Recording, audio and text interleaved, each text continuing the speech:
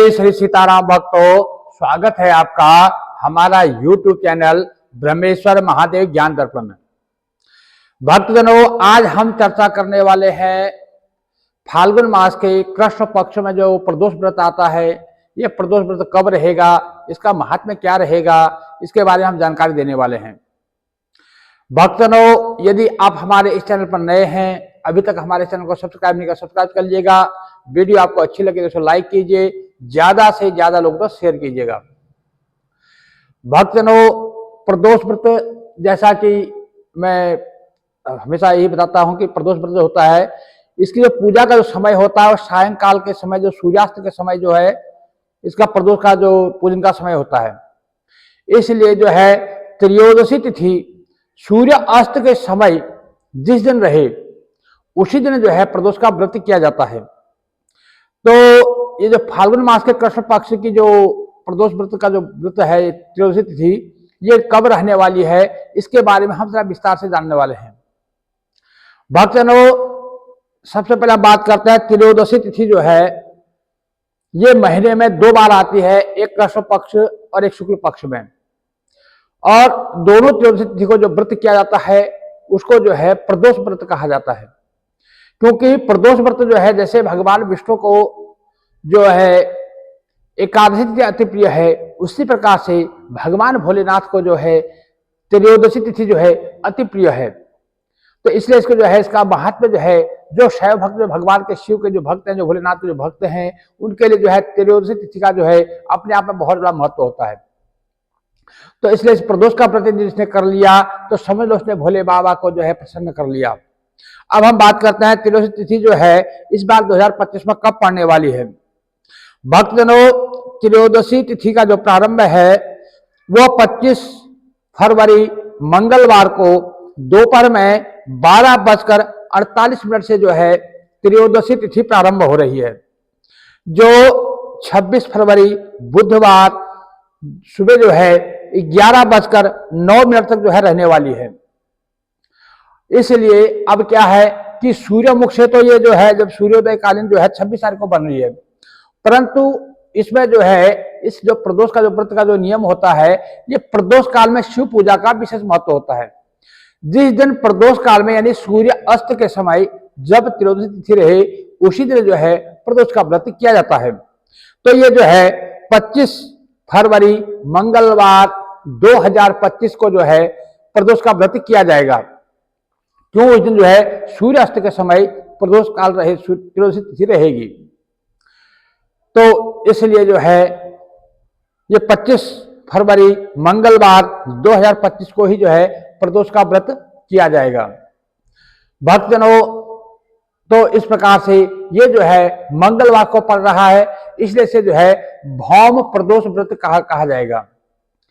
तो इसकी जो पूजा की विधि है, वैसे तो हर प्रदोष व्रत की विधि लगभग जैसी होती है, भगवान भोलेनाथ जी को समर्पण होती है, परंतु हर व्रत का अपने आप में एक अलग महात्म्य होता है, अपनी एक अलग कथा होती है, और अपने आप में ही उसका पूजन का अलग एक अंदाज, मतलब विधि होती है। तो भक्तजनों, ये जो फाल्गुन मास के कृष्ण पक्ष में जो ये प्रदोष व्रत आता है, ये जो है इस बार भौम मंगलवार को पड़ रहा, तो भौम प्रदोष व्रत कहलाएगा। तो इसकी जो पूजा की विधि है, वैसे जो है त्रयोदशी तिथि के जो है सुबह ब्रह्म मुहूर्त में उठना है। ब्रह्म मुहूर्त में उठ करके सबसे पहले जो है स्नान करना है। तो स्नान वाले जल में जो है थोड़ा सा गंगा जल मिश्रित कर लीजिए, या कोई पवित्र नदी का जो जल है उसे मिश्रित कर लिए, या आपके नजदीक में जो भी पवित्र कोई नदी, तीर्थ इत्यादि है तो वहां स्नान कीजिए।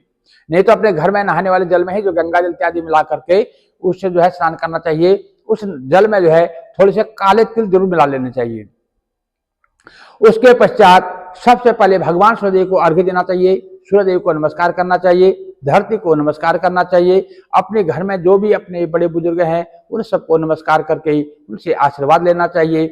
उसके बाद जो आपका पूजा का स्थल है, जहाँ पूजा करते हैं, वहां पर जाकर के सुंदर एक घी का दीपक जलाइए, एक चौकी रखिए, उस चौकी में जो है पीला वस्त्र बिछाइए, उस पर जो है शिव परिवार का कोई यदि लिंग स्वरूप में हो तो अति उत्तम है, यदि लिंग स्वरूप में नहीं तो फोटो, चित्र, मूर्ति जो भी हो, उसको संपूर्ण जो शिव परिवार को वहां विराजित कीजिए, और वहां पर एक सुंदर घी का दीपक जलाइए। फिर जो है 1 मिनट के लिए बैठ करके मौन रह करके अपने सदगुरुदेव का ध्यान कीजिए। गुरुदेव से मन ही मन में आज्ञा लीजिए, गुरुदेव मैं इस व्रत को कर रहा हूँ या कर रही हूँ, अपना शुभ आशीर्वाद हमें प्रदान करें। उसके पश्चात जिन संत की कृपा से, उनकी जो बताए मार्ग से आप इस व्रत को कर रहे हैं, उनको भी नमस्कार कर लें, उनको भी स्मरण कर लें। उसके बाद एक संकल्प जरूर लेना है। हम कोई भी पूजा करते हैं, पाठ करते हैं, व्रत करते हैं, उसमें जो है 2-3 चीजों का खास ध्यान रखना होता है। पूजा विधि में क्या है कि एक तो खास होता है उसमें जो संकल्प जो है, कोई भी आप व्रत पूजा पाठ करके उसका संकल्प जरूर करना है। कोई भी हम व्रत करते हैं तो व्रत को जो पालना का जो विशेष ध्यान रखना है, पाठ का मुहूर्त का विशेष ध्यान रखना है, और पालना के समय जो है ब्राह्मण भोजन का विशेष महत्व होता है। यदि हम इन छोटी छोटी बातों का अगर ध्यान रखेंगे तभी हमें इसका पूर्ण फल प्राप्त हो पाएगा।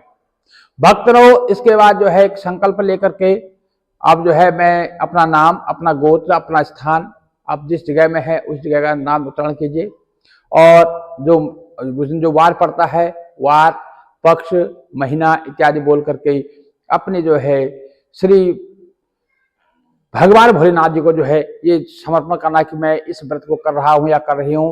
वो अपनी जो मन की इच्छाएं हैं, जो अपनी मनोकामना है, जिस कामना के इस व्रत को कर रहे हैं, उसको मन में मन बोल करके भगवान के चरणों में समर्पण कर देना है।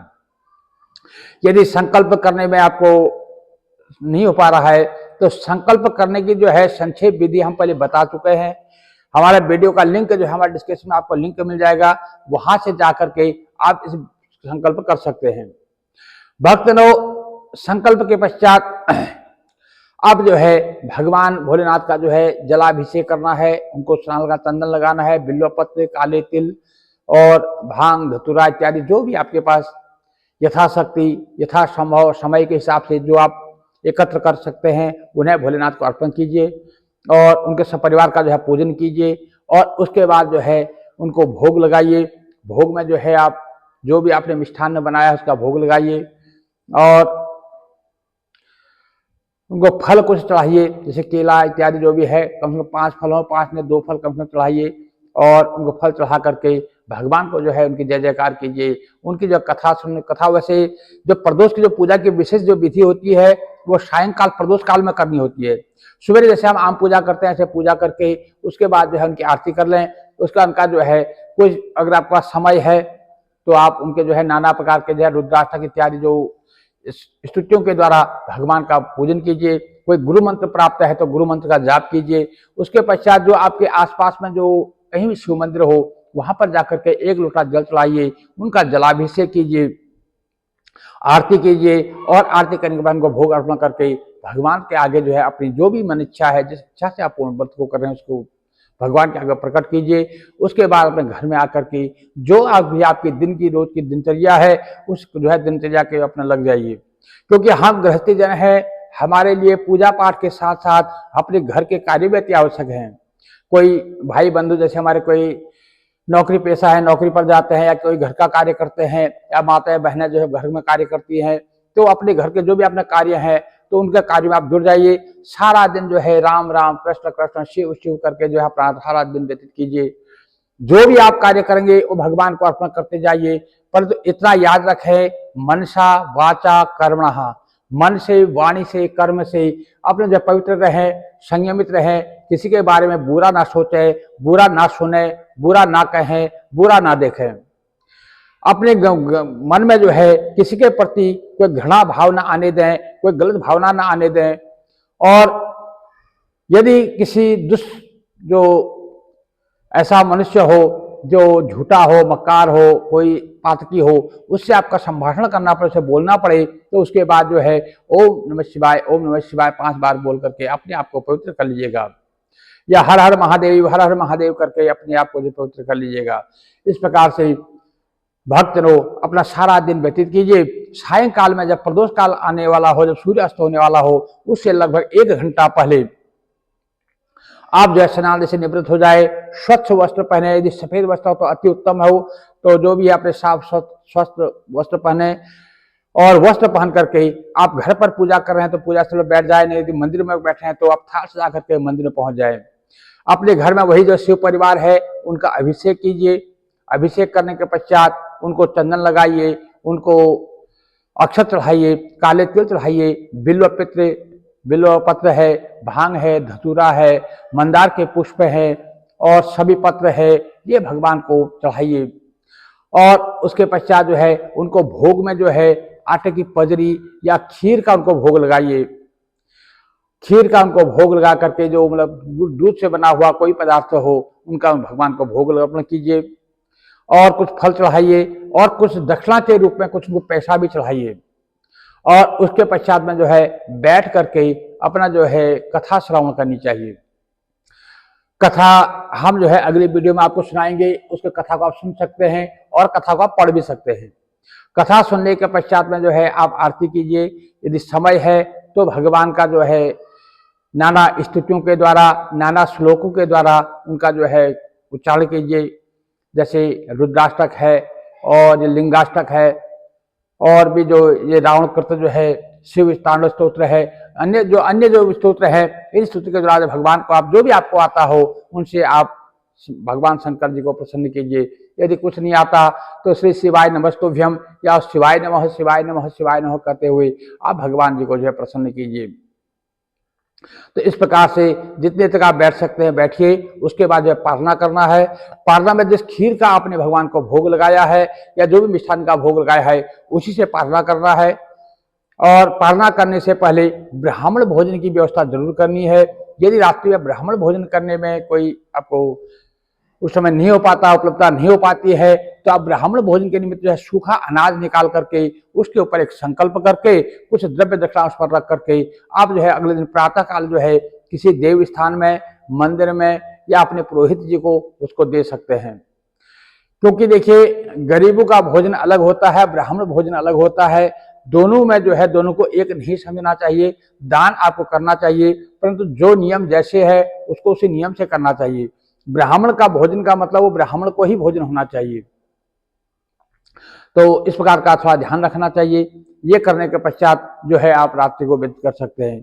तो इस बार जो है भगवान जो शिव का जो वास है वो नंदी में है और जो पूजा का जो समय रहेगा वो 25 तारीख को शाम को 6:12 से लेकर 6:12 से लेकर के 8:53 तक 8:53 तक जो है ये प्रदोष काल का जो पूजन का जो समय रहेगा, इस समय जो है आप पूजन कर सकते हैं। भगवान भोलेनाथ जी से जो है अपनी मनोकामना पूर्ण कर सकते हैं।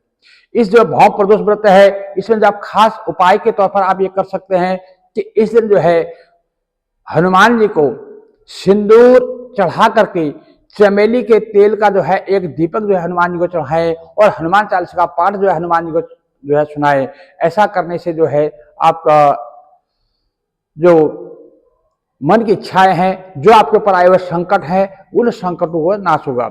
क्योंकि जो ये भौम प्रदोष व्रत होता है, जो मंगलवार जो प्रदोष व्रत होता है, ये रोगनाशक, स्वस्थवर्धक, संकटों को हरने वाला होता है। इसलिए जो है हनुमान जी की जो है हनुमान जो है वही भगवान शंकर जी का ही जो है अंश अवतार है। इसलिए जो है इनमें कोई भेद नहीं समझना चाहिए। इसमें जो है हनुमान जी की विशेष पूजा करनी चाहिए। भक्तजनों, इस प्रकार से भगवान भोलेनाथ जो है आप सबको जो है अपना शुभ आशीर्वाद प्रदान करें। भक्तजनों, यदि आप हमारे इस चैनल पर नए हैं, अभी तक आपने हमारे इस चैनल को सब्सक्राइब कर लीजिएगा। वीडियो आपको अच्छी लगी तो इसको लाइक कीजिए, ज्यादा से ज्यादा लोगों तक शेयर कीजिएगा। भक्तजनों, जो भक्तजन ब्राह्मण भोजन के निमित्त अथवा हमारे ब्रह्मेश्वर महादेव मंदिर में पूजा के निमित्त कोई दान राशि भेजना चाहते हैं तो वो हमारे जो डिस्क्रिप्शन में पेटीएम का लिंक दिया रहता है उसमें आप पेटीएम कर सकते हैं। और जो हमसे संपर्क करना चाहते हैं, किसी प्रकार की कोई बातें पूछना चाहते हैं, कोई प्रश्न हो तो आप जो है कमेंट में लिख करके उसके बारे में हमें पूछ सकते हैं। भक्तजनों, वीडियो को सुनने से पहले एक बार हर हर महादेव जरूर लिख लीजिएगा। भगवान भोलेनाथ जो है आपको अपनी कृपा प्रदान करेंगे। जय जय श्री सीताराम भक्तों।